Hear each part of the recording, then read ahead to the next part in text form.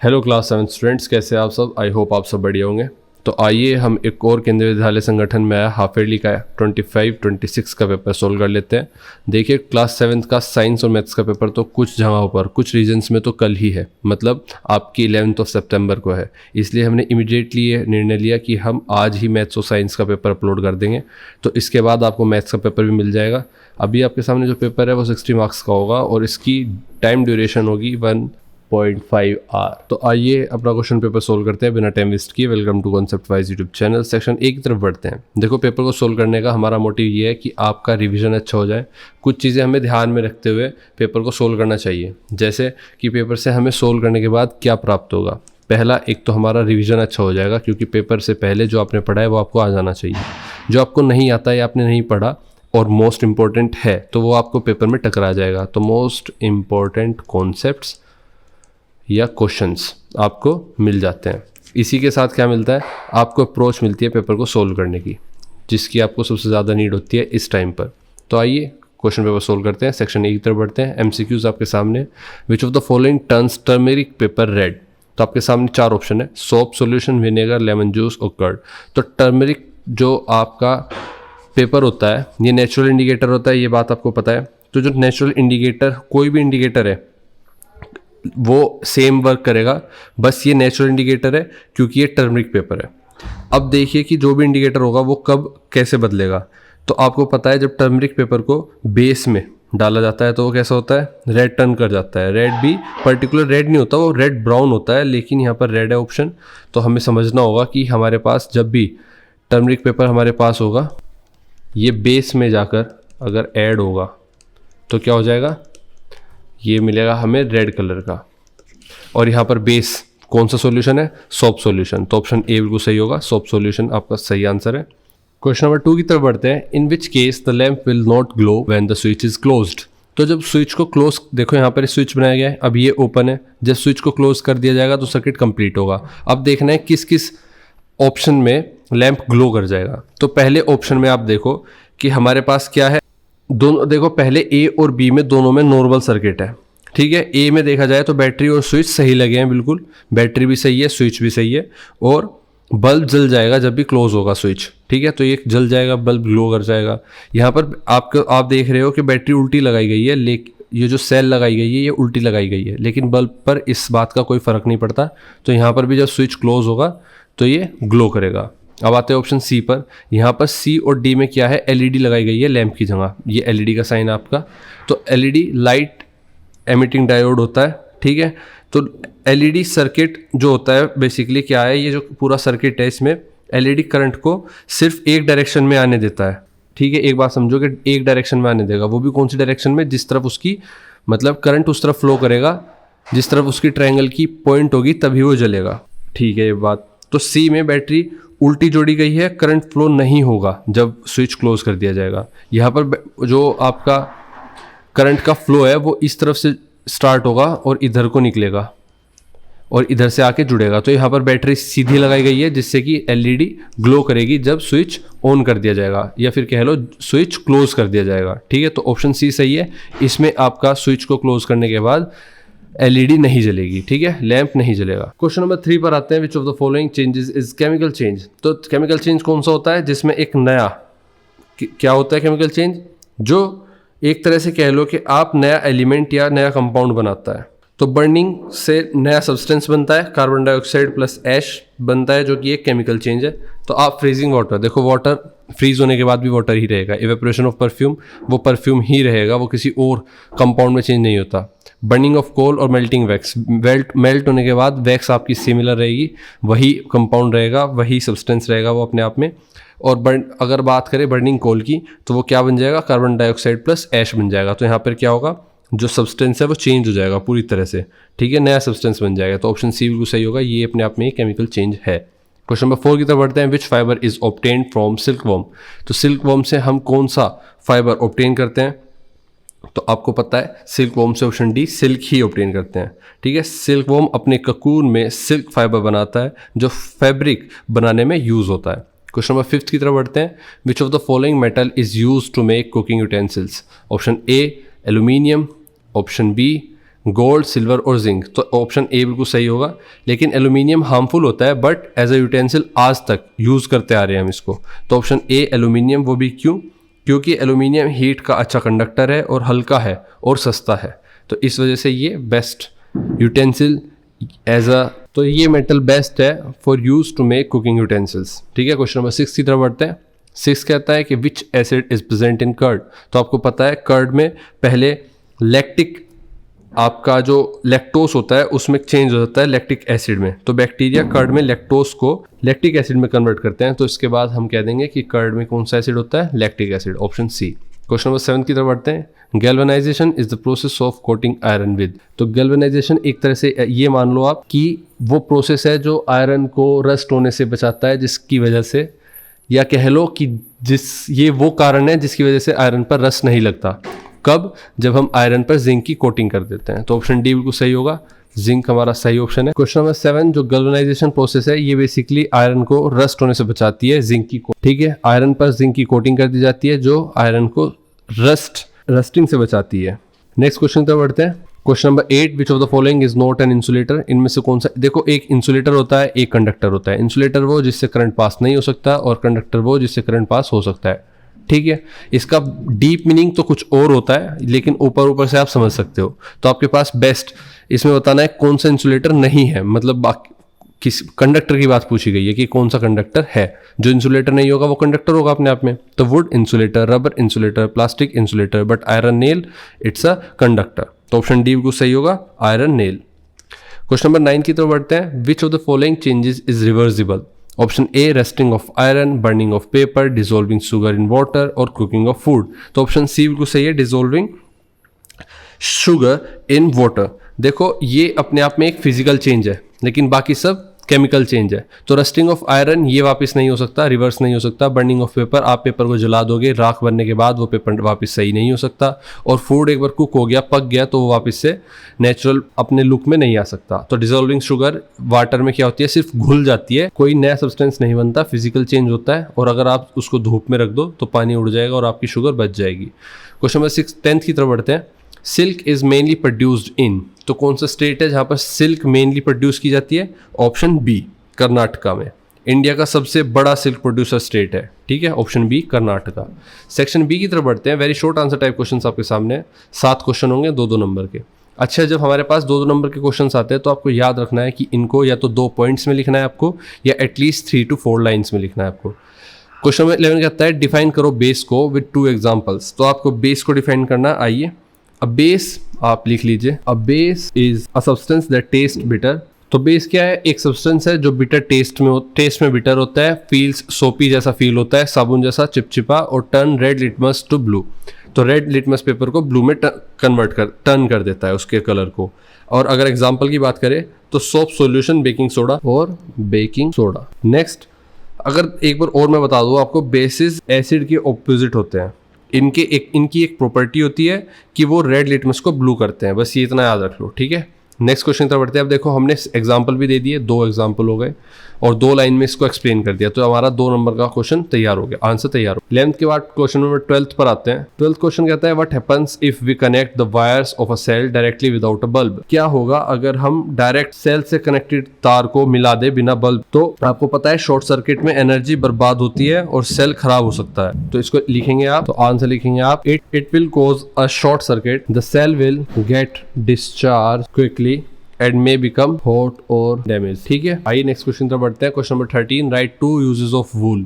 तो वूल के 2 यूज बताने आपको। मेकिंग वार्म, एक हो सकता है आपका मेकिंग वार्म क्लॉथ्स, गर्म कपड़े बनाने के लिए, और दूसरा यूज हो सकता है इसका मेकिंग ब्लैंकेट्स। ठीक है, वूल फाइबर्स के बीच हवा ट्रैप हो जाती है जो बॉडी को वार्म रखती है और आपकी जो हीट है उसको लॉस होने देती है, जिसकी वजह से आपको गर्मी महसूस होती है और ये एज अ गर्म कपड़े का काम करता है। क्वेश्चन नंबर 14 तक बढ़ते हैं। Name 2 metals which are good conductor of heat. तो गुड कंडक्टर ऑफ हीट जो मेटल है, ऐसे जो अच्छे हैं हीट के गुड कंडक्टर है, वो बताना आपको। तो इसका आंसर हो सकता है आपका एक कॉपर और एक एल्यूमिनियम। ये दोनों जल्दी हीट को ट्रांसफर करते हैं, इसलिए कुकिंग यूटेंसिल्स में इनका सबसे ज्यादा यूज देखा जाता है। क्वेश्चन नंबर 15 की तरफ बढ़ते हैं। Give 2 example of physical changes. Physical changes के आपके एग्जांपल्स ऊपर ऑप्शंस में से भी लिख सकते हो आप, लेकिन हम डायरेक्ट लिखेंगे। एक मेल्टिंग ऑफ आइस और दूसरा डिसॉल्विंग सॉल्ट इन वाटर। ठीक है, नेक्स्ट क्वेश्चन की तरफ बढ़ते हैं। Question number 16, why are handles of cooking pans made of plastic. तो जो कुकिंग पैन के हैंडल होते हैं, जैसे आपने देखा होगा भिगोना या किसी भी चीज़ का जो हैंडल होता है वो ज़्यादातर प्लास्टिक का बनता है। पूछा गया है ऐसा क्यों होता है, तो because plastic is a bad conductor of heat. आप लिखोगे because plastic is a bad conductor of heat, so it protects our hands, so it protects our hands from getting burn. जलने से हमारे हाथ को बचाता है, इसलिए हम प्लास्टिक यूज करते हैं क्योंकि वो बैड कंडक्टर ऑफ हीट है। क्वेश्चन नंबर 17 पर आता है, write two advantage of galvanization. अभी आपको पता है गैल्वेनाइजेशन जिंक की कोटिंग आयरन पर करने को के प्रोसेस को कहते हैं। तो 17 का आंसर हम लिखेंगे कि प्रोटेक्ट्स आयरन फ्रॉम रस्टिंग। एक तो ये पॉइंट हो गया, फर्स्ट पॉइंट हो गया आपका प्रोटेक्ट आयरन फ्रॉम रस्टिंग, और दूसरा हो गया increase the life of iron objects. दूसरा हो गया आपका increase the life of iron objects. 2 point आपके सामने, इस तरह से आपको नंबर मिल जाएंगे। ठीक है, जिंक की कोटिंग आयरन को कोरोजन मतलब जंग लगने से, कोरोजन से बचाती है। किसकी कोटिंग? नेक्स्ट क्वेश्चन पढ़ते हैं। Question number 18 section C, short answer type question आपके सामने है, लेकिन हर क्वेश्चन 3 नंबर का होगा। अब जब 3 नंबर का होगा, या तो आप इसको 3 पॉइंट्स में लिखोगे, फिर चाहे वो एग्जाम्पल हो, कोई आपकी लाइन्स हो, स्टेटमेंट हो या फैक्ट हो, या फिर आप 3 to 4 या 4 to 5 लाइन्स में उसको कंप्लीट करोगे। जैसे क्वेश्चन नंबर 18 पूछा गया है, state 2 differences between acids and bases. तो एसिड और बेस के बीच में 2 डिफरेंस आपको बताने, आइए देखते हैं। तो आप पेपर में ज़्यादातर टाइम जब डिफरेंस की बात आती है तो आप हमेशा टेबल बनाओगे, एसिड्स एंड पहला पॉइंट हो सकता है आपका एसिड्स टेस्ट सोर और बेसिस टेस्ट बिटर। दूसरा पॉइंट हो सकता है आपका कि asset turns red litmus blue, acid turn blue, litmus red, and bases turn red litmus blue। ठीक है, नेक्स्ट क्वेश्चन तक बढ़ते हैं। 2 पॉइंट्स आपके सामने हो गए, 2 और ये हमारे 4 पॉइंट हो गए। 3 नंबर का आंसर बिल्कुल तैयार हो गया। क्वेश्चन नंबर 19 तक बढ़ते हैं। Draw the symbol of an electric cell and an electric bulb. तो इलेक्ट्रिक सेल और इलेक्ट्रिक बल्ब का सिंबल क्या होता है आपको पता है, ये आपका इलेक्ट्रिक सेल है। साफ तौर पर दिखाते हैं, इलेक्ट्रिक सेल आपकी बड़ी डंडी छोटी डंडी, ये आपका वायरिंग आ रही है, और बड़ी डंडी पॉजिटिव साइन, छोटी डंडी नेगेटिव साइन। ठीक है, और अगर इलेक्ट्रिक बल्ब की बात, ये क्या है, इलेक्ट्रिक सेल। और अगर आप इलेक्ट्रिक बल्ब की बात करते हैं, वो क्या है, वो है आप एक ऐसे सर्कल बनाओगे और इसके अंदर वायर को लाके ऐसे निकाल दोगे। ठीक है, तो ये आपका हो गया electric bulb. Next question, question number 20 की तरफ बढ़ते हैं। Write the steps involved in processing wool from fleece to fabric. तो आइए वो स्टेप्स लिखते हैं जो फ्लीस से फैब्रिक बनाने में के बीच प्रोसेस में काम आते हैं। पहला स्टेप, अच्छा ये 6 स्टेप हो सकते हैं। ठीक है, अब इन 6 स्टेप को कैसे लिखा जा सकता है, आइए वो देखते हैं। सबसे पहला स्टेप होता है आपका in general sharing, second step होता है आपका स्कोरिंग, थर्ड स्टेप होता है आपका सॉर्टिंग, फोर्थ स्टेप होता है आपका रिमूविंग बर्स,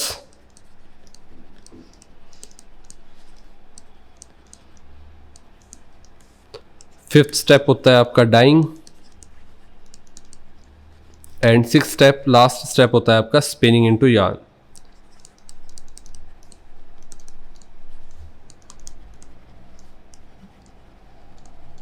ठीक है, अब इसके बिहाफ पर जो ये प्रोसेस है रो फ्लीस से क्लीन कलर्ड और स्पन यार्न बनाता है जो क्लॉथ बनाने में यूज होता है। अब इनके बारे में थोड़ा थोड़ा लिख लें अगर हम, तो कुछ इस प्रकार लिखेंगे।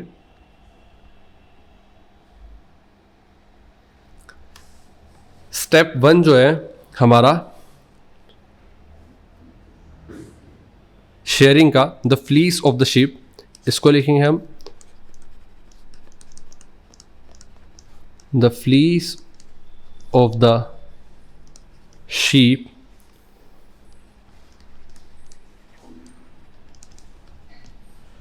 along with a thin layer। तो शेयरिंग किस प्रोसेस को बोलते हैं, जब फ्लीस ऑफ द शीप जो होता है वो along with a thin layer of skin उतार ली जाती है। शीप के ऊपर से वो जो पूरी लेयर है फ्लीस की, रुई के गुच्छे की, वो उतार ली जाती है। किसके साथ? पतली स्किन की लेयर के साथ। ठीक है, फिर आता है स्कोरिंग। स्कोरिंग बेसिकली है तो इन काटे हुए बाल जो कि स्किन के साथ काटे गए थे, इनको धोने के प्रोसेस को स्कोरिंग बोलते हैं। ठीक है, अब बात आती है नेक्स्ट प्रोसेस की, जो आपका है सॉर्टिंग। इसमें क्या होता है? सॉर्टिंग मतलब इसको अलग अलग तरह के फाइबर के हिसाब से इसको सॉर्ट किया जाता है। मतलब किस मोटाई का कौन सा बाल है, उस तरह से इसको अलग अलग फाइबर्स को सॉर्ट किया जाता है उसकी क्वालिटी के हिसाब से। ठीक है, इसको लिखते हैं सॉर्टिंग बेसिकली, तो उनको अलग कर लिया जाता है। तीसरा हमारा सॉर्टिंग कंप्लीट होने के बाद प्रोसेस आता है रिमूविंग बर्स। तो रिमूविंग बर्स में क्या होता है? द स्मॉल फ्लफी फाइबर्स जो होते हैं, जिनको हम बर्स बोलते हैं, फ्रॉम द हेयर से इनको अलग कर लिया जाता है। The fibres are scoured again and dried. और फिर आता है आपका ऑप्शन डाइंग। डाइंग में आप क्या करते हैं कि जो भी आपको मिलता है उसको आप डाई करते हैं। स्टेप आपका फिफ्थ आपके सामने। The fibres are straightened and combed and rolled into yarn. तो यार्न में वो बदल जाता है कब? जब वो स्ट्रेट हो जाते हैं। सिक्स स्टेप में आपके सारे स्टेप्स के बारे में हमने लिख लिया है। आपके स्टेप ये रहे। तो आपके पास टाइम कम हो तो आप सिर्फ इतना लिख दोगे, आपके पास टाइम इनफ है तो आप कंप्लीट करोगे इसको। ठीक है, ये सारे पॉइंट्स लिखोगे। First point, second step, third step,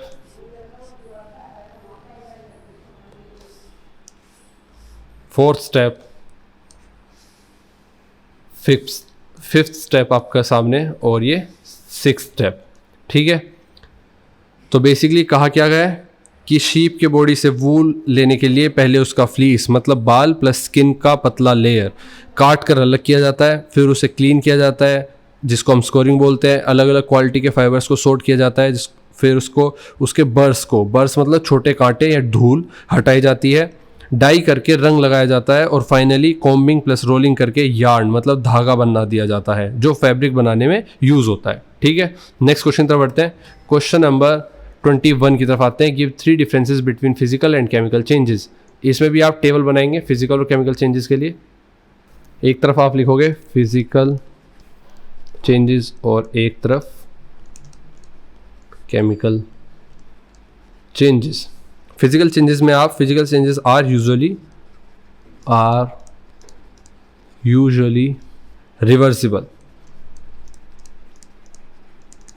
ठीक है, मेन इंपॉर्टेंट पॉइंट हो गया। और ये are often irreversible, are often ज़्यादातर इरिवर्सिबल रहता है। दूसरी तरफ बात करें, ये पहला पॉइंट आपका। दूसरा पॉइंट हो सकता है कि only the physical properties change होती हैं इसमें, और दूसरी इसका पॉइंट हो सकता है केमिकल चेंज में कि both physical and chemical properties change, both physical and chemical property change होती है। ठीक है, और तीसरा पॉइंट लिख सकते हैं आप, no new substance is formed. यहां पर न्यू सब्सटेंस बनता है, न्यू सब्सटेंस इज फॉर्म्ड। ठीक है, ये पॉइंट हो गया आपके। नेक्स्ट क्वेश्चन पर बढ़ते हैं। Question number 22, why are aluminium utensils preferred over iron utensils for cooking. Explanation तो हम दे चुके हैं कि एल्यूमिनियम यूटेंसिल्स जो होते हैं, एक तो सस्ते आते हैं, एक गुड कंडक्टर ऑफ हीट होते हैं, और एक हल्के होते हैं। ये 3 कारण है जिसकी वजह से हम as a utensil for cooking use करते हैं। मतलब आयरन यूटेंसिल्स के भी ऊपर रखते हैं इसको। तो इसका प्रॉपर आंसर लिखेंगे, aluminium is light, does not rust easily, is a good conductor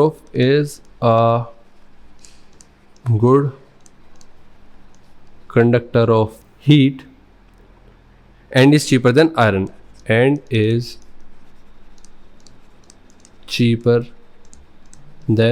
iron, that is why we used aluminium as the utensils for cooking, and aluminium utensils preferred over the iron utensils for cooking।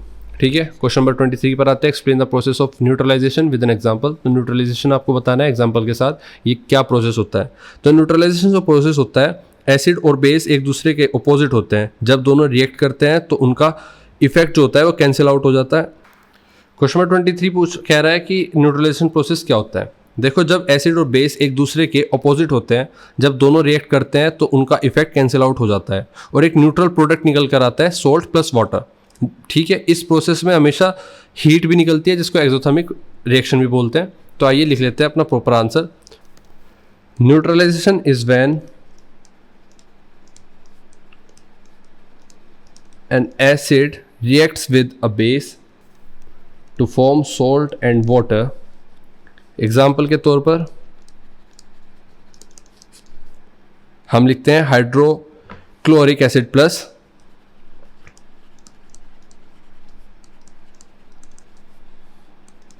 Sodium hydroxide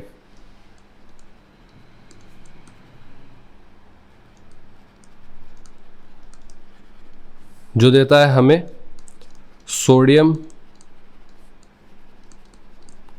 chloride जो कि एक salt है plus water. ठीक है, इस तरह से हम कहते हैं कि ये एक न्यूट्रलाइजेशन रिएक्शन है या एक्सोथर्मिक रिएक्शन है। नेक्स्ट क्वेश्चन तरफ बढ़ता है। Question number 24, right 3 harmful effects of rusting in daily life. Rusting के 3 हार्मफुल इफेक्ट बताने हैं आपको डेली लाइफ में होने वाली। तो डेली लाइफ में जो रस्टिंग है वो आपको कुछ इस तरह से इम्पैक्ट डालती है। रस्टिंग एक स्लो डैमेज प्रोसेस है जो आयरन की स्ट्रेंथ को ख़त्म कर देता है। तो क्या हो सकते हैं इसके जो हार्मफुल इफेक्ट्स होते हैं? Weakens iron objects and structures,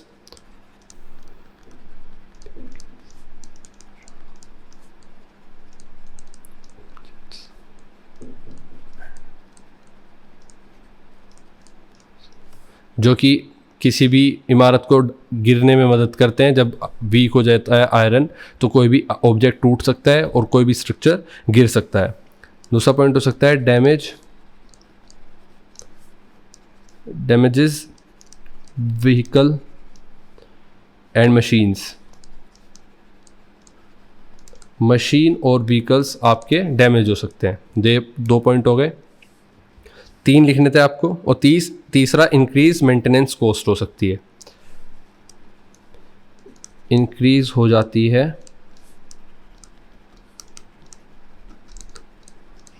maintenance cost. ठीक है, नेक्स्ट क्वेश्चन नंबर 25 पर चलते हैं, सेक्शन डी की तरफ।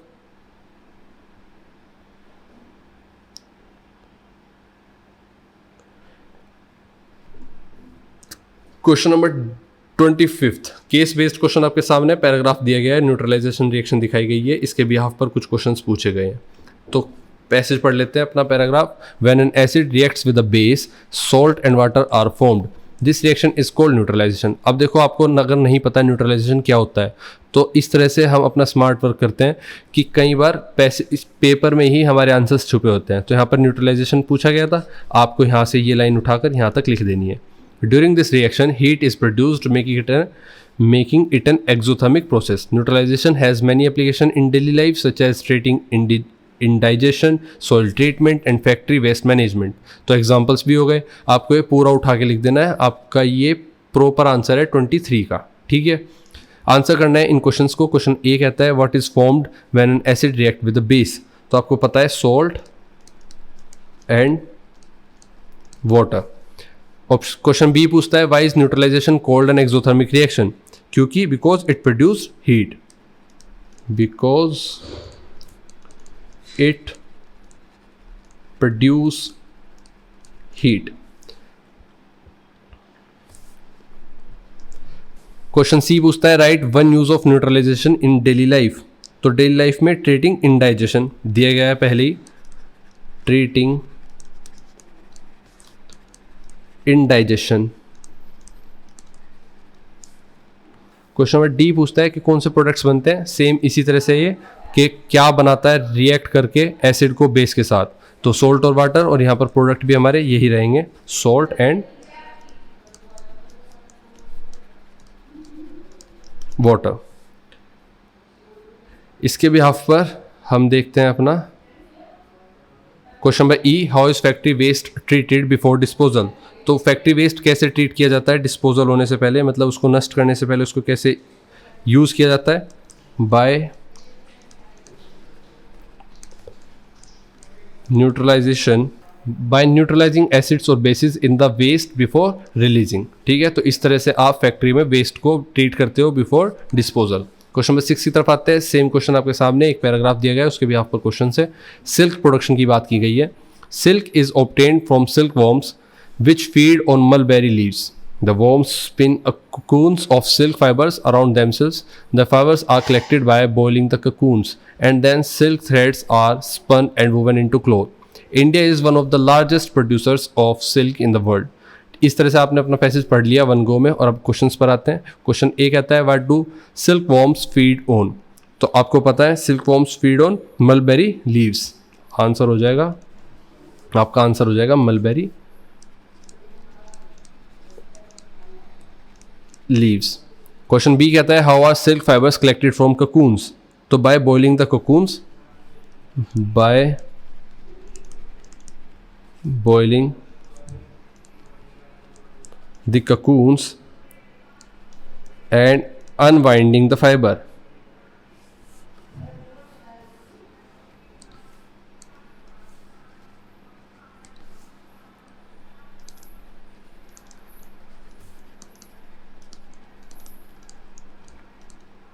ठीक है, नेक्स्ट क्वेश्चन सी पूछता है name the process of making silk thread. इसको क्या बोलते हैं? रीलिंग।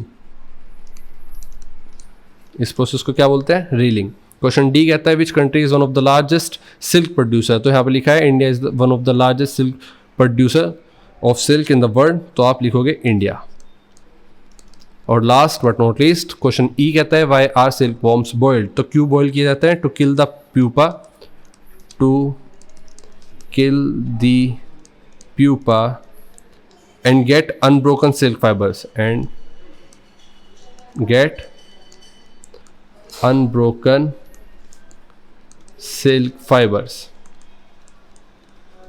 ठीक है, क्वेश्चन नंबर 7 पर चलते हैं। सेम इसी तरह से एक आपको पैसेज दिया गया है, उसके भी आप पर क्वेश्चंस करने हैं आपको। केस बेस्ड क्वेश्चन आपके सामने। Melting of ice, boiling of water, dissolving salt in water are example of physical changes. ठीक है, because no new substance is formed, burning of wood, rusting of iron, cooking of food are chemical changes because new substance are formed। तो दोनों बताए गए हैं कि इसमें new substance नहीं बन रहा है इसलिए फिजिकल चेंज है, इसमें न्यू सब्सटेंस बन रहा है इसलिए केमिकल चेंज है विद डिफरेंट प्रॉपर्टीज। ठीक है, अलग अलग प्रॉपर्टीज है दोनों प्रोसेस की। क्वेश्चन ए कहता है give 2 examples of physical change. तो फिजिकल चेंज के 2 एग्जांपल आपको देने। तो एक मेल्टिंग ऑफ आइस आपको दिया गया है, melting of ice and dissolving boiling of water लिख सकते हो आप, boiling of water। ठीक है, ये 2 एग्जाम्पल हो गए। Why is dissolving salt in water a physical change? Because no new substance is formed। तो सेकंड का आंसर लिखते हैं because no new substance is formed and salt can be recovered and तो salt वापस मिल सकता है आपको इसलिए फिजिकल चेंज है, salt can be recovered।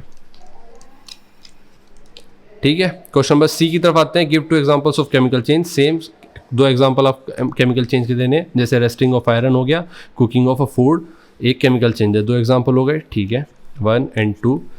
D option कहता है why is cooking of food a chemical change. क्यों है ये केमिकल चेंज? क्योंकि because new substance with different properties are formed, because new substance with different property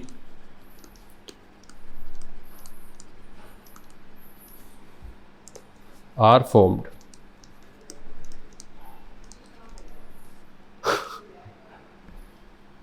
last but not least question E कहता है what is the main difference between physical and chemical change. तो आपको पता है physical change और chemical change में main difference ये है कि फिजिकल चेंज में कोई न्यू सब्सटेंस नहीं बनता, केमिकल चेंज में एक न्यू सब्सटेंस बन जाता है जिसमें एक डिफरेंट प्रॉपर्टी होती है, और एक ये रिवर्सिबल होता है केमिकल चेंज, और फिजिकल चेंज रिवर्सिबल होता है। तो आइए इसको कैसे लिखेंगे? इसको लिखेंगे आप फिजिकल चेंज पैसेज में से ही लिखोगे, साफ आपके सामने जो आंसर्स है वो गिवन है। तो आप लिखोगे क्योंकि फिजिकल चेंज जो है